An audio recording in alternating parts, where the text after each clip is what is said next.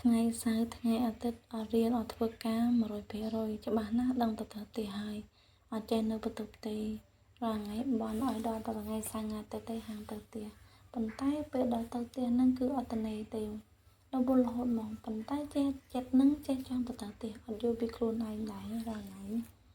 ទៅផ្ទះលើកនេះគឺពិសេសជាងលើកមុនទៀត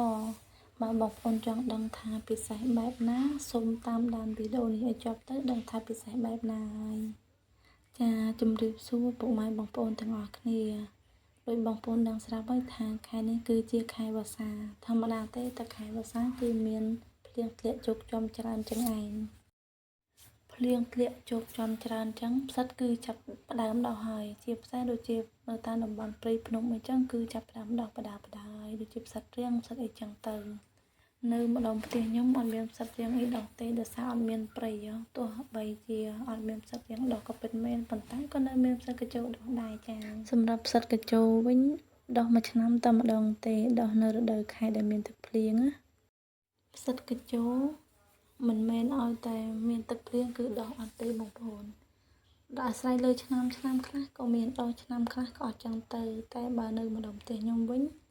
ខានដោះប្រហែលជាខ្ទង់ 3-4 ឆ្នាំដែរហើយទៅតាមឆ្នាំនេះទេទៅឃើញមានដោះចឹងទៀតណា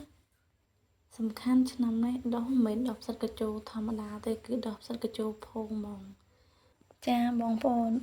សម្រាប់ខ្ញុំផ្សិតកញ្ជោគឺខ្ញុំស្គាល់តាំងពីតូចចុះសម្រាប់បងប្អូន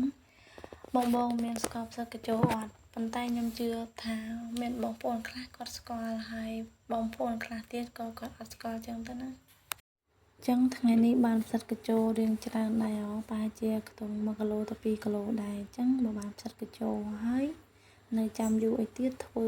បបរគ្រឿងផ្សិតកញ្ជោហ្មងទៅព្រោះខានញ៉ាំផ្សិតកញ្ជោហ្នឹងប្រហែលជាខ្ទង់ 3-4 ឆ្នាំដែរចាបបរគ្រឿងថ្ងៃនេះគឺបបរគ្រឿងផ្សិតកញ្ជោ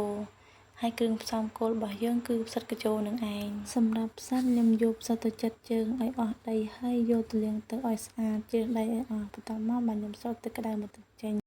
សាច់ជ្រូកក៏ដូចគ្នាដែរមុននឹងខ្ញុំដាក់ស្ងោរក្នុងទឹកស៊ុបសាច់ជ្រូកខ្ញុំយកទៅ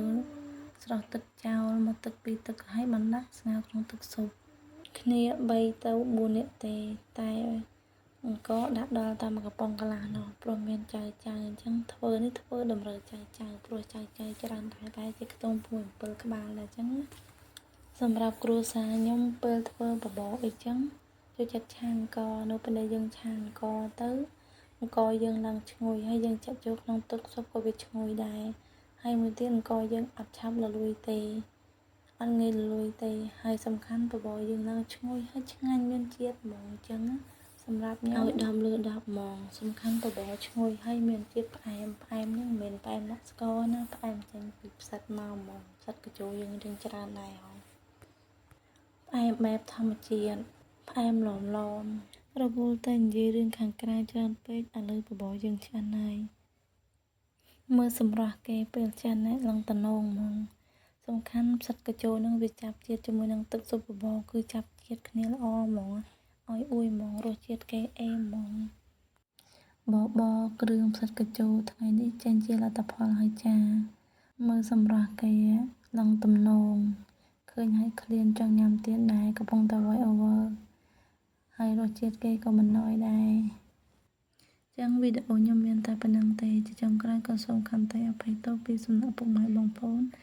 រាល់កំហុសខុសឆ្គងដែលកើតឡើងដោយអចេតនា